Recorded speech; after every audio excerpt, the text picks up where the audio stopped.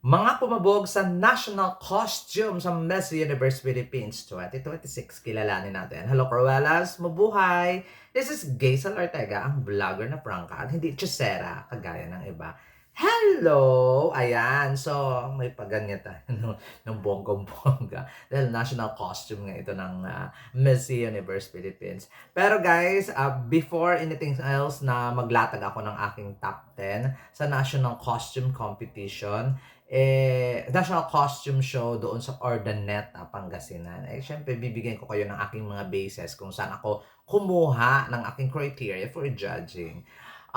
Criteria for judging ko is originality. O, baga, original yung ipinakita mo, ikaw lang, wala ka masyadong kaparehas, o kaya ngayon pa lang nakita ang national costume mo ng bonggang-bongga at hindi never seen before ng bonggang-bongga. Number 2, execution. So, kahit sobrang ganda ng national costume mo, kung hindi mo naman execute ng mabuti, ay medyo off sa akin ng bonggang-bongga yan. Kaya, importante pa rin yung execution ng mga girls.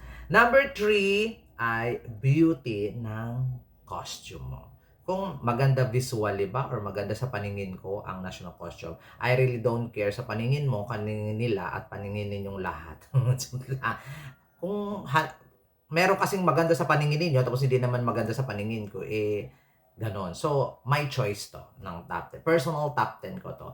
When it comes sa originality, execution, and beauty ng national costume. Eto na! My number 1. Ay, my number 1 agad. No. My number 10 sa aking listahan, Summer Island ng bonggang-bongga. Si Miss Summer Island na gawa ni Jay Kasamas.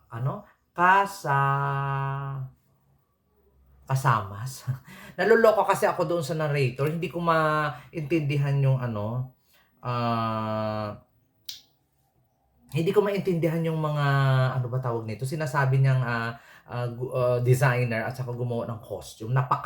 Hindi mo, basta, yung mga pagbanggit niya ng mga pangalan ay parang out of this world. Hindi ko maintindihan. So, si Summer Island na may Manaragat festival costume. Ang ganda ng itsura niya, ang ganda ng execution niya. Nakakatuwa. Pero hindi naman ako to the point na first time kong napanood yung Manaragat. Pero ibang design naman ito. Siguro inspired by Manaragat Festival. That's why pasok sa akin number 10, Summer Island. My number 9 sa aking listahan, Laguna. Isabel Pratt, di ba? Ang kanyang designer dito ay si Maria Sofia Alcantara.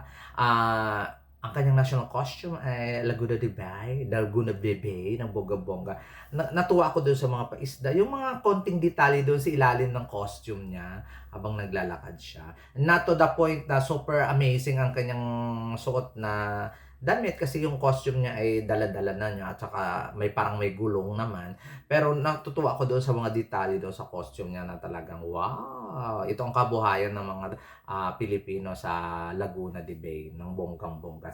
Kaya pasok sa aking number 9. My number 8 sa aking listahan, Manila Justin Pilisarta ng bonggang-bongga. Si Manila ay alam naman ninyo ang sikat na galleon trade. So, marami ng mga galleon trade na kineme na hindi naman marami. Siguro, may mga naging galleon trade na national costume ang ipinakita ang iba nating mga kandidata, lalong-lalo na si Miss Chelsea Manalo. So, siguro, when it comes to originality, hindi kabog si Justin Pilisarta. But, the ganda ng costume and the execution is amazing. So, pasok na pasok sa aking number 8, Manila Justin Pilisarta.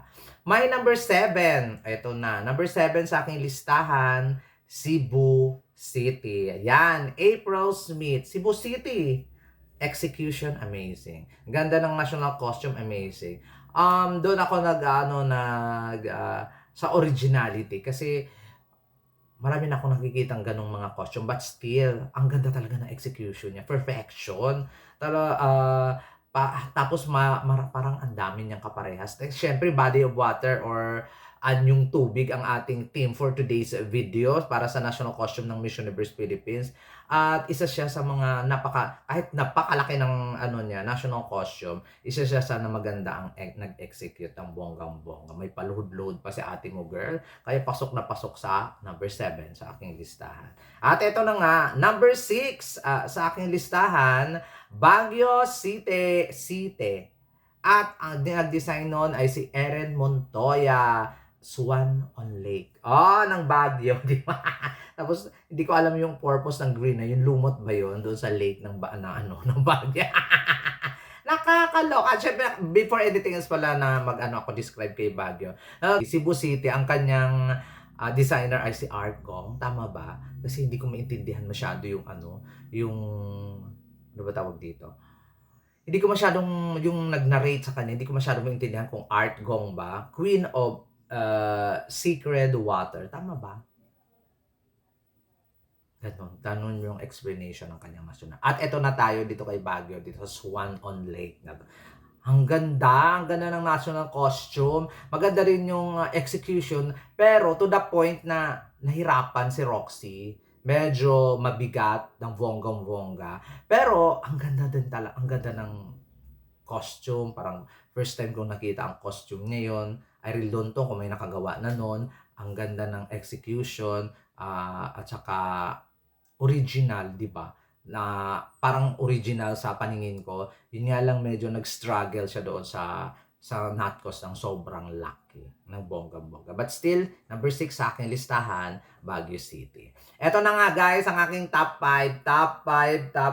My number 5 sa aking listahan, Pangasinan na si Vanette Ocampo ang nag-design, gumawa ng bonggang-bongga.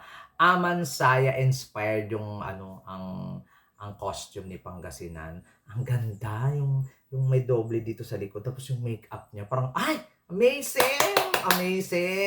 At pinatunayan ng syempre nasa Pangasinan na. Syempre kailangang magbigay sila ng napakabongga at amazing na Natcos kasi host sila ng ng Natcos, kaya kabog na kabog sa number 5 Pangasinan.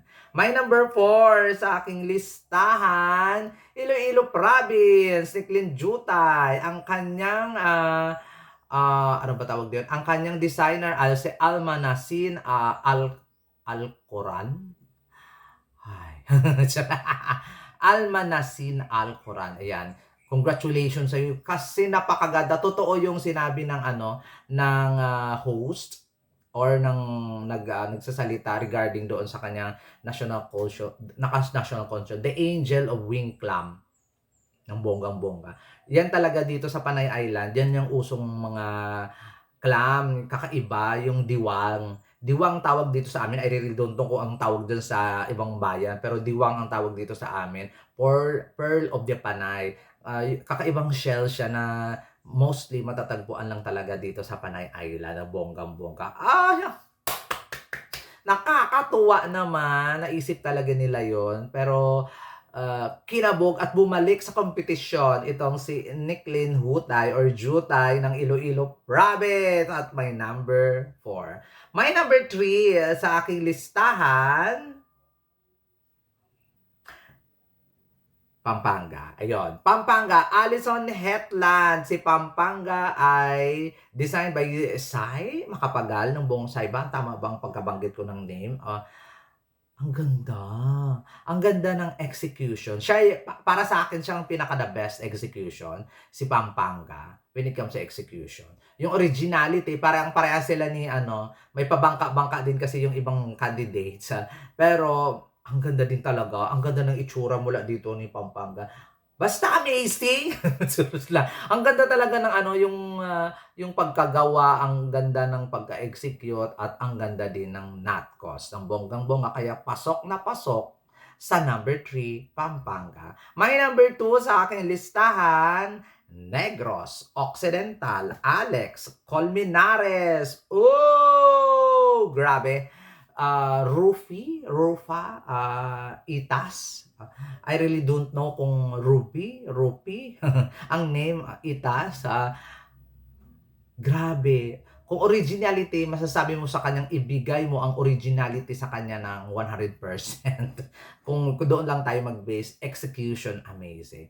To the point, hindi naman ako gandang-ganda sa costume, kaya number 2 lang siya sa akin. Na to the point na gandang-ganda ako, pero yung konsepto kasi ang ganda. At saka ang ganda ng execution at saka yung yung nakaisip na sardinas, negrenses sardines. Ay, ang galing! Ang taba ng utak ng designer, amazing sa aking number 2. At syempre, ang aking number 1 sa aking listahan, grabe. Tacloban! Jackie Raj. Di ba? Nakita ko yung mata ni Yolanda, mata ng bagyo ni Yolanda. Ang taba ng usok na nakaisip noon, originality, amazing, execution, amazing, may ganun-ganun pa doon si Jackie Raj. At nakikita mo yung waves doon na kumitil ng buhay ng mga tao doon sa Tacloban City ng talagang hinampas sila ng ano ba yung tawag doon? Ng mga halon doon at ayun, my goodness, nakita mo doon yung sa alon-alon sa kanyang baba ng costume yung mga taong ang galing naman! Napakahusay! Kaya yung originality, amazing. Execution, amazing. Ang beauty ng national costume, amazing. Perfection. Di ba? Love it. Tacloban City, Jackie Ra. Ang ganda talaga. Sobrang nagandahan talaga ako. Lalo nang pinanood ko ulit, lalo akong na in love doon sa national costume ng Tacloban. Ang galing. At na-experience yan halos lahat ng mga taga-Bisaya. Tacloban, Cebu, part ng Leyte and Samar, Aklan, Panay Island, at saka even sa Palawan, ganun yung nangyari ng bonggang-bonggas nung dumagasa ang Yolanda. Woo! Amazing! To sa lahat ng mga girls, magaganda ang mga national costume ninyo. Pero syempre, may nag-shine bright like a diamond talaga at may kumabog sa aking top 10. At which is nanalo naman, pasok naman sila sa top 6, sila Tacloban, Negros Occidental, Pampanga, Iloilo Province, Pangasinan, and Baguio City. At malalaman na lang natin kung sino ba talaga ang best in national costume sa Coronation Night. So yeah, good luck sa inyo girls at boto-boto, may botohan yata. Good luck sa inyo and thank you so much guys. Ito ang aking top 10 sa National Costume Show ng Miss Universe Philippines 2026. Maraming salamat. Isa si Gaisel Ortega.